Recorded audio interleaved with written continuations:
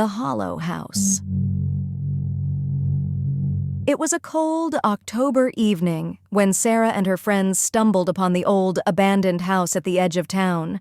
They'd heard the rumors about it, strange noises, flickering lights, and the occasional scream that echoed in the dead of night.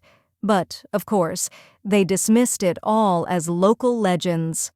"Come on, let's check it out. What's the worst that could happen?" her friend Jake said with a mischievous grin. The group hesitated, but curiosity got the best of them, and they followed Jake to the front door. The door creaked open with surprising ease, as if it had been expecting them. Inside, the air was thick with dust, and the walls seemed to absorb the light from their flashlights. As they explored the rooms, everything felt off. The furniture was arranged in unnatural positions, and the air seemed heavier the deeper they went. Suddenly, a door at the end of the hallway slammed shut.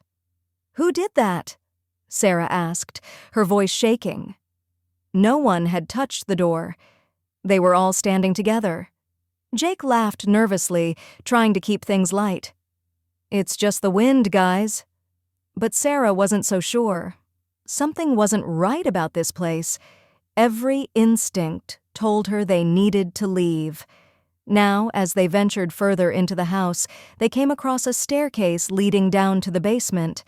"Let's check it out," Jake suggested, but the others hesitated. Sarah's heart raced as they descended the creaking steps. At the bottom, the basement was pitch black. Their flashlights flickered, casting eerie shadows on the walls.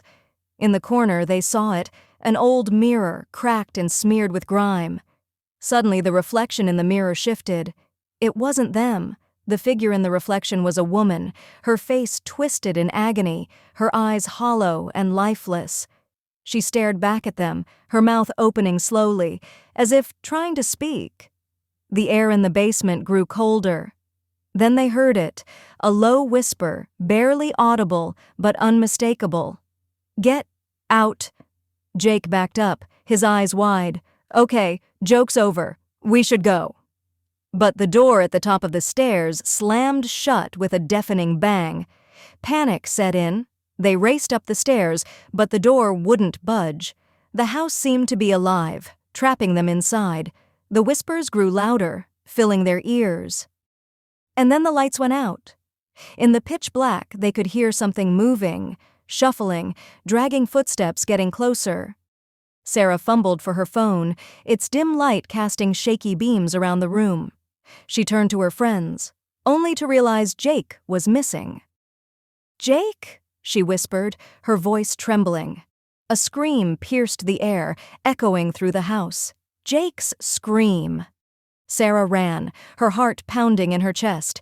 She and the others burst into the living room, desperately searching for a way out.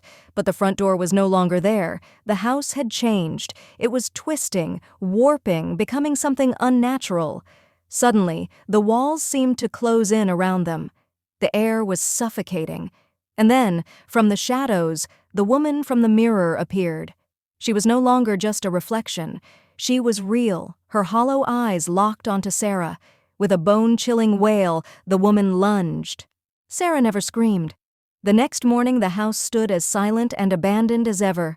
The local authorities found no trace of Sarah or her friends, but those who dared to come close at night swore they could still hear the whispers.